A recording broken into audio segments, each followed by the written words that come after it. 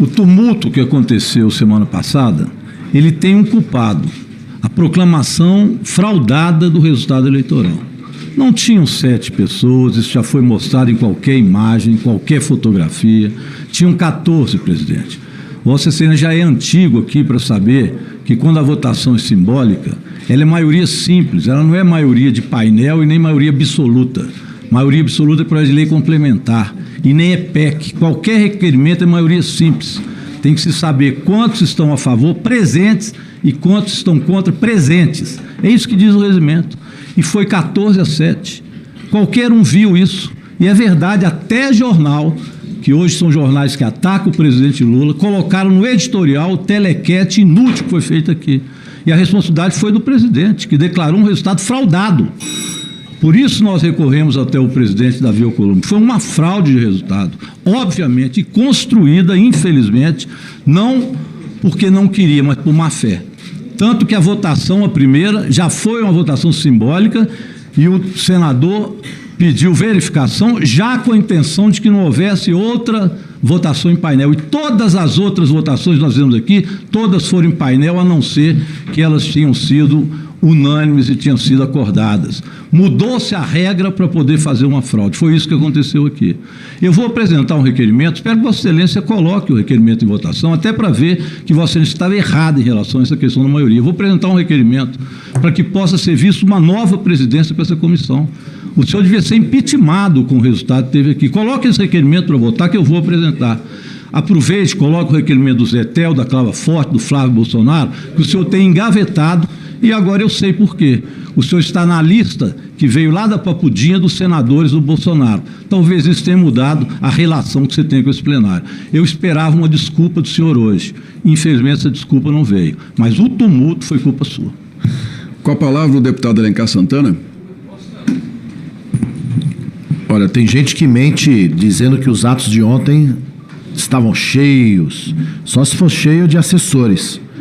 Porque povo que é bom nada. Aliás, um ato que não tinha pauta em defesa do povo, mas sim atacar as instituições, inclusive do candidato presidencial.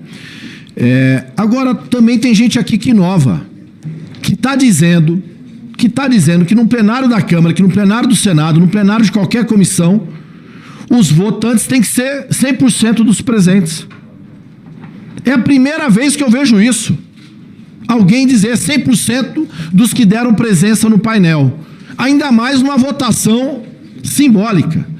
Levar uma votação simbólica, 87 requerimentos de uma vez, ou é má fé ou é irresponsabilidade. Ou as duas coisas juntas.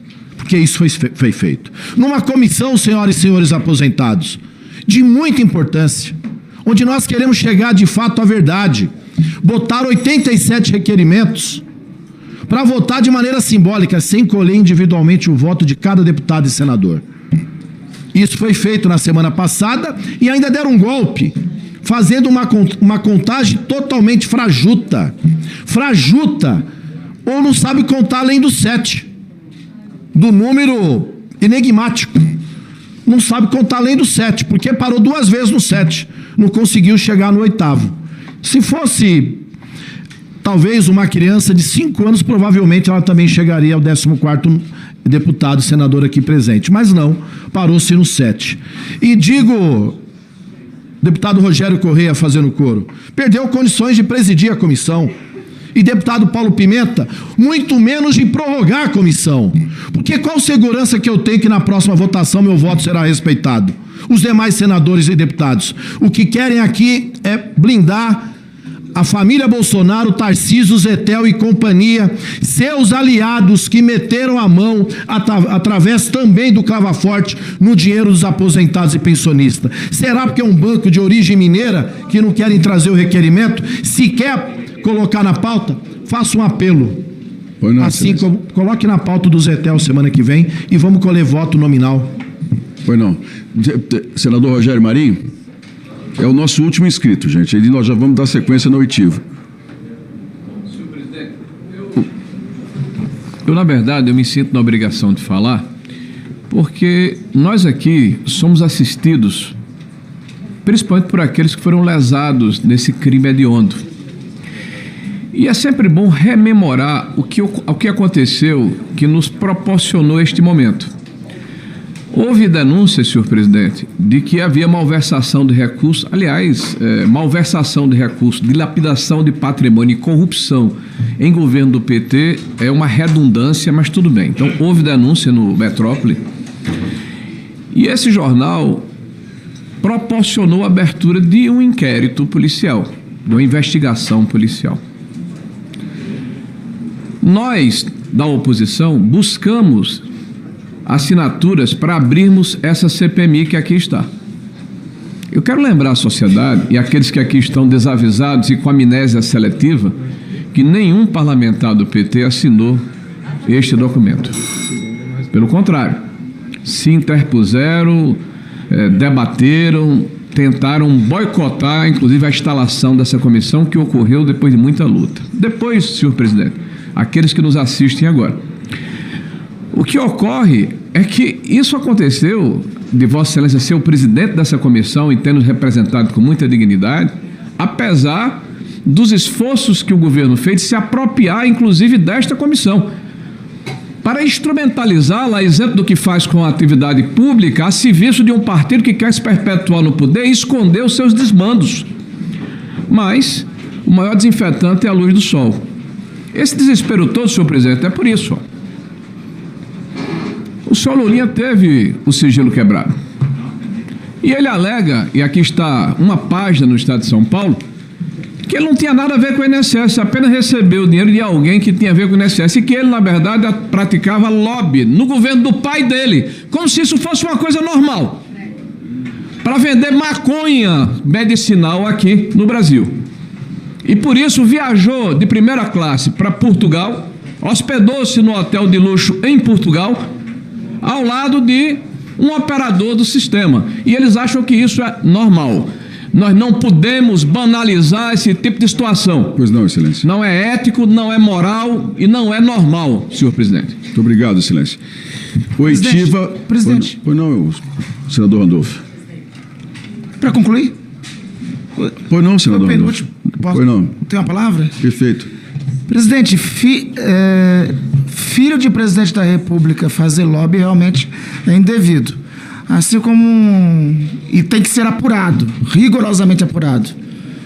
Eu acho um absurdo, por exemplo, o filho do ex-presidente Bolsonaro ter feito lobby junto ao BNDES, o senador Flávio Bolsonaro, hoje candidato a presidente da República, pré-candidato, para o senhor Danilo Trento, que também deveria ter sido investigado por essa CPI, por essa CPMI, pudesse adentrar o BNDES para participar de uma fraude de uma vacina que não existia, mesmo porque eles negavam vacina. Então, presidente, não há aqui, há uma falácia, uma narrativa em torno dos fatos. Não há problema nenhum. Vossa Excelência já expediu os requerimentos das quebras que foram aprovados na quinta-feira. Mas com isso estamos preocupados. O mérito da quinta-feira, presidente, é que além daqueles requerimentos 84, o senhor tinha que ter colocado esses outros 20. O senhor devia ter colocado o do Fabiano Zettel. O senhor devia ter colocado da Clava Forte, uma fintech. É uma fintech, né, deputado Rogério? Fintech. O senhor poderia ter colocado... É uma fintech que tem relações, inclusive, com outras instituições em Minas Gerais. O senhor deveria ter colocado da senhora Natália Zettel. O senhor deveria ter colocado da senhora Letícia dos Reis, que tem relações com o senhor Careca do INSS e conduz o escritório de advocacia do senador Flávio. O senhor deveria ter colocado o do Ibanez Rocha. Enfim, tinha outros 20 requerimentos que não foram apreciados. O nosso questionamento não era em relação aos 80 e tantos, era os 20 que não entraram. E, presidente, cada um tem Vossa Excelência tem sua posição. Vossa Excelência tem posição e tem sua base social em Minas, que é identificada com o bolsonarismo. É a posição de Vossa Excelência. Mas a gente tem que ter um mínimo de pacto de relação. Pois não, Excelência. 7 não é maior que 14. Vossa Excelência sabe. O mesmo jornal Estado de São Paulo, que meu colega Senhores, por Rogério favor. Marinho acabou de citar, é o colega, Não, mas é para citar mesmo, não tem problema não. É para garantir Só um seu instante. artigo 14. Vamos deixar pode o usar à colega vontade. encerrar, por favor. Pode usar à vontade. O mesmo Estado de São Paulo, Para encerrar, colega Rogério, Excelência. que Vossa Excelência citou, fez um editorial destacando que a eleição, que a votação da última quinta-feira não condisse com a realidade, não condisse com os votos, não condisse com o que aqui aconteceu. Inclusive, o mesmo jornal Estado de São Paulo apelando que não resta ao presidente do Congresso Nacional outra decisão a não ser a anulação daquilo. Presidente, tudo faz parte do jogo político, só que no jogo político, inclusive no jogo político, tem que ter regras. Pois não, Excelência. Uma elementar a ser cumprida. 7 não é maior que 14. Pois não, Excelência. Antes de passar o artigo 14 ao senador Marinho, eu quero lembrar a todos que não há no regimento, em qualquer um deles, a possibilidade que um presidente de casa possa anular decisões de uma comissão. Não existe no regimento. Isso não está em momento algum colocado. Se o existir, será, a meu ver, uma decisão perigosa, né, e que gera um precedente muito ruim, como nós temos reclamado muito do próprio Supremo Tribunal Federal. Mas, vamos lá, artigo 14, senador Rogério Marinho. Qual o tempo que eu tenho, senhor? Qual o tempo que eu tenho? 5 minutos. Obrigado, senhor presidente. Olha, nós estamos vendo aqui nesta comissão uma tentativa canhestra de desviar o foco da investigação. A cada reunião que nós participamos aqui, fica mais claro que está sendo desvendado um dos maiores crimes e mais hediondos praticados por este governo contra aposentados no Brasil. Porque nós já estávamos acostumados, senhor presidente, com uma escala, eu diria, estratosférica. Quando se fala de petrolão, de mensalão e agora de aposentão, esse superlativo caracteriza a forma como o Partido dos Trabalhadores tem administrado esse país. Nós tivemos, na história, exemplos muito ruins de como o aparelhamento público e a utilização da máquina do Estado para fazer com que um partido se perpetue no poder danifica a sociedade, a democracia e prejudica os mais pobres desse país. É verdade, há um debate político dentro da investigação que é conduzida brilhantemente nesta comissão pelos senhores parlamentares, mas em especial pelo eminente relator, o senhor Alfredo Gaspar. Há um debate político. Mas esse debate político, senhor presidente, não pode se afastar dos ditames que todos nós e os princípios que todos nós juramos respeitar, que é servir ao nosso país. E agora, independente do aspecto político, nós precisamos entender, nós precisamos eviscerar, nós precisamos colocar luz do sol sobre o que de fato ocorreu nas entranhas do Ministério da Previdência, em especial do INSS. Nós ouvimos aqui vários parlamentares se revezarem dizendo, olha, isso começa em 2019. Eu já tive a oportunidade, em vários momentos, de mostrar à sociedade, àqueles que nos acompanham, que notícias a respeito de roubo, né, de dilapidação de patrimônio público no sistema previdenciário, na verdade, é concomitante, quer dizer, é ao mesmo tempo que o aparecimento do próprio sistema previdenciário. Agora, existe uma diferença fulcral que é importante que seja colocada aqui. Existem governos que convivem, que se acompliciam, que se sentem confortáveis com a corrupção. Existem governos que combatem a corrupção. Nós iniciamos o governo do presidente Bolsonaro com a medida provisória 871 de combate à fraude, que foi combatida, me desculpe a redundância, pelo PT e pela esquerda, que trabalhou contra durante o processo de discussão e de votação, que não seria de estranhar, porque está na gênese, está no DNA de um partido que é corporativo, que utiliza os elementos da sociedade para se completar, para continuar da forma como agem historicamente.